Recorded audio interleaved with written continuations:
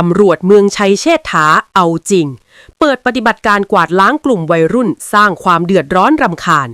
ล่าสุดบุกทลายแก๊งป่าหนาม 12K ที่นัดรวมตัวเตรียมเปิดศึกปะทะกันพร้อมขยายผลรวบยกแก๊งปาร์ตี้มั่วสุมเสพยาเย้ยกฎหมายยันเช้าพบของกลางเป็นยาเสพติดชนิดใหม่และอาวุธครบมือตามรายงานของท่านพันโทบุญชูบัวจันทร์รองหัวหน้ากองบัญชาการป้องกันความสงบเมืองชัยเชษฐาได้แถลงผลการปฏิบัติงานสุดเข้มข้นในการกวาดล้างอาชญากรรมและกลุ่มวัยรุ่นที่สร้างความไม่สงบในพื้นที่ให้ทราบว่าเมื่อวันที่12มีนาคม2569ที่ผ่านมาเจ้าหน้าที่ปกส.เมืองชัยเชษฐาได้รับแจ้งเหตุฉุกเฉินจากองค์การปกครองบ้านหนองเนียงว่ามีกลุ่มเยาวชนจำนวนมากนัดรวมตัวกันบริเวณเขตคลองน้ำเพื่อเตรียมก่อเหตุทะเลาะวิวาทและทำร้ายร่างกายกันอย่างรุนแรงทันทีที่ได้รับแจ้งชุดปฏิบัติการเฉพาะกิจพร้อมกำลังเจ้าหน้าที่ที่เกี่ยวข้องได้รุดลงพื้นที่ปิดล้อมที่เกิดเหตุทันทีพบกลุ่มวัยรุ่นที่เรียกตัวเองว่ากลุ่มป่าหนาม 12K กำลังจับกลุ่มรวมตัวกันอยู่เจ้าหน้าที่จึงแสดงตัวเข้าควบคุมตัวไว้ได้ทั้งหมด11คนจากสมาชิกกลุ่มที่มีทั้งหมดกว่า22คนจากการตรวจค้นอย่างละเอียดพบอาวุธที่ใช้ในการก่อเหตุเป็นมีดและดาบยาวที่ถูกดัดแปลงสภาพพร้อมใช้งานเจ้าหน้าที่จึงได้ควบคุมตัวไปสอบสวนขยายผลโดยมีการดำเนินคดีอย่างเด็ดขาดกับสมาชิก1รายที่เป็นเจ้าของอาวุธร้ายแรงดังกล่าวตามระเบียบกฎหมายอย่างไม่มีข้อยกเว้นความเด็ดขาดยังไม่จบเพียงเท่านี้ต่อมาในคืนวันที่16มีนาคม2569เวลาประมาณ4 ทุ่มเจ้าหน้าที่หน่วยงานสกัดกั้นและต้านยาเสพติดได้รับเบาะแสสำคัญจากพลเมืองดีว่า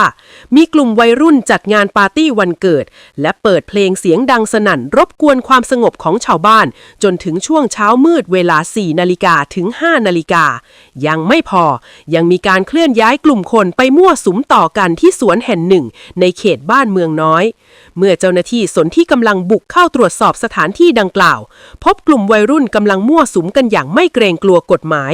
สามารถกักตัวผู้กระทำผิดได้ทั้งหมด19คนแบ่งเป็นชาย12คนและหญิง7คนจากการตรวจค้นในที่เกิดเหตุพบของกลางเป็นน้ำกระท่อมปรุงสำเร็จบรรจุขวดจำนวน5ขวดยาเสพติดประเภทคอลลาเจนจำนวน2 ซองและยาเคบรรจุถุงเล็กอีก1 ถุง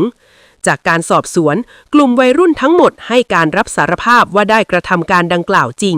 เจ้าหน้าที่จึงได้ดำเนินการตามขั้นตอนอย่างเข้มงวดสำหรับกลุ่มเยาวชนที่ยังไม่บรรลุนิติภาวะที่กฎหมายจะดำเนินคดีอาญาได้ทางเจ้าหน้าที่ได้จัดพิธีศึกษาอบรมและขัดเกลาวินัยโดยได้เชิญตัวแทนอำนาจการปกครองบ้านพร้อมด้วยพ่อแม่ผู้ปกครองมารับทราบพฤติกรรมเพื่อทำบันทึกข้อตกลงและอบรมให้กลับใจมาเป็นพลเมืองดีของสังคมส่วนบุคคลที่ตรวจสอบพบว่ามีส่วนเกี่ยวข้องกับการครอบครองและใช้ยาเสพติดรวมถึงอาวุธร้ายแรงทางปกส.เมืองชัยเชษฐาจะดำเนินการส่งฟ้องและดำเนินคดีตามระเบียบกฎหมายของสปป.ลาวอย่างถึงที่สุดเพื่อคืนความสงบสุขให้กับพ่อแม่พี่น้องประชาชนในพื้นที่สืบไปรายงานข่าวจาก Spill the Teaพันโทบุญชูบัวจันทร์รองหัวหน้ากองบัญชาการปกส.เมืองชัยเชษฐาได้ให้สัมภาษณ์ว่า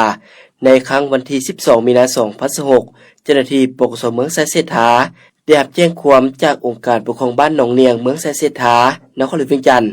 ว่ามีกลุ่มแก๊งวัยรุ่นนัดตีกันอยู่เขตของน้ำบ้านห้องสุภาพเมืองชัยเชษฐาหลังจากนั้นเจ้าหน้าที่เฉพาะกิจได้สมทบกับภาคส่วนที่เกี่ยวข้องลงกวดการสถานที่เกิดเหตุและเก็บกำข้อมูลเห็นว่ามีมูลครบจริง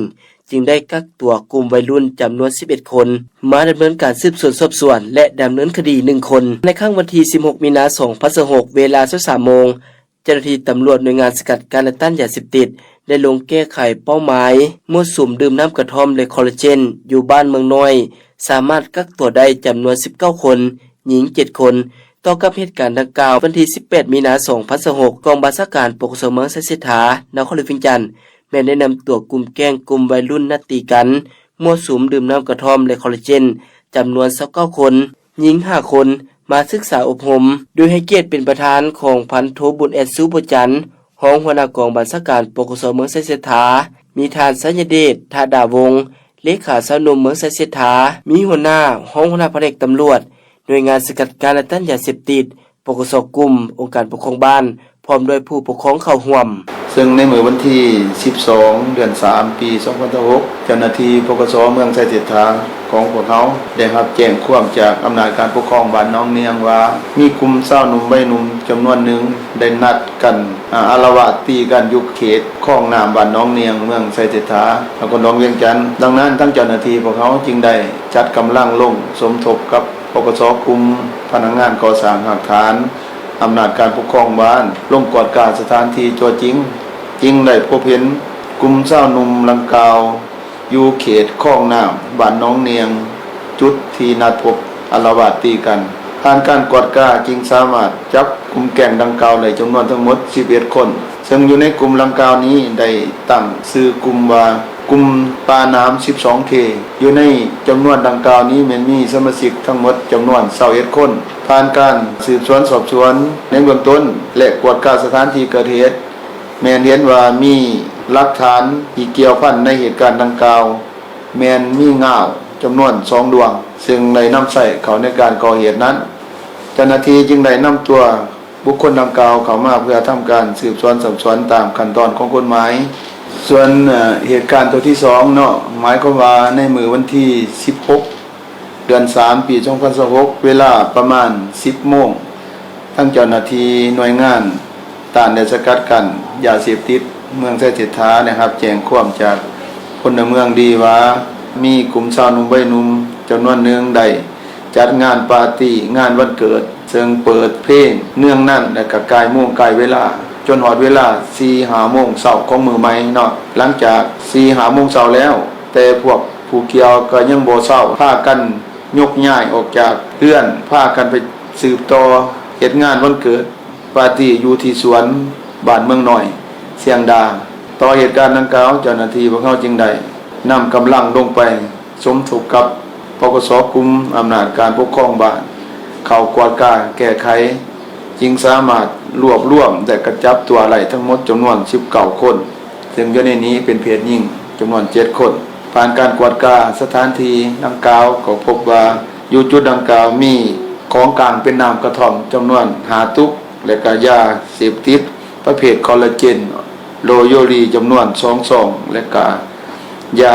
เคจำนวน1ถุงหน่อยอยู่ในสถานที่ดังกล่าวผ่านการสืบสวนสอบสวนนี้ก็เห็นว่าจำนวนดังกล่าวได้พากัน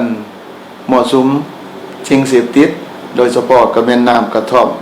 คอลลาเจนและก็ยาเคจำนวน1ถุงหน่อยนั้นแสดงเห็นว่าเป็นการกระทำที่สร้างความบ่สงบอยู่ในขอบเขตบ้านเป็นต้นนี่เป็นการเปิดเพลงเนื่องนั่นเพื่อนพ่อแม่ประชาชนใกล้เคียงและใกล้มุ่งใกล้เวลาที่ทั้งการได้กำหนดไว้ซึ่งการกระทำดังกล่าวเจ้าหน้าที่พวกเขาจึงได้นำตัวมาดำเนินการสืบสวนสอบสวนเห็นว่าบุคคลดังกล่าวแม่นได้ยอมรับสารภาพต่อการกระทำดังกล่าวนั้นฉะนั้นทั้งเจ้าหน้าที่พวกเขาจึงได้จัดพิธีศึกษาอบรมภาคส่วนดังกล่าวให้รับรู้และเข้าใจถึงการกระทำและการเคลื่อนไหวของเขาเจ้าต้นเป็นการเปิดเพลงเนื่องนั่นกายแล้วก็กินลืมกายโมงเวลาในกำหนดเอาไว้ต่อกับ2เหตุการณ์ดังกล่าวนี้ผ่านการดำเนินการสืบสวนสอบสวนของเจ้าหน้าที่พวกเขาก็เห็นว่าจำนวนหนึ่งที่ติดพันถึงสิ่งเสพติดหรือการกระทำผิดที่แตะต้องถึงกฎหมายพวกเขาก็จะได้ดำเนินคดีต่อผู้เกี่ยวตามขั้นตอนของกฎหมายอย่างเข้มงวดและจำนวนหนึ่งซึ่งผ่านการสืบสวนสอบสวนเห็นว่ายังเป็นเด็กน้อยอายุเกษียณบ่ทันถึงที่กฎหมายเลยกำหนดและก็เป็นการกระทำผิดครั้งหนึ่งครั้งเดียวถือว่าเป็นการกระทำผิดในสถานเบาบางทั้งเจ้าหน้าที่พวกเขาจึงได้จัดวิธีศึกษาผู้ผู้เกี่ยวโดยไล่เสือเสื้อเนาอำนาจการปกครองบ้านครูอาจารย์เจ้าหน้าที่ปกสกลุ่มและภาคส่วนสาวหนุ่มของเมืองเข้าร่วมในการศึกษาผมจำนวนดังกล่าวนี้เพื่อเฮ็ดให้กลุ่มคนดังกล่าวเนาะมีความรู้สึกกินแหนงแข็งใจต่อการกระทำผิดของตนเองแต่ก็เพื่อปรับปรุงตนเองให้เป็นคนดีของสังคมของพ่อแม่ในอนาคตขอขอบใจ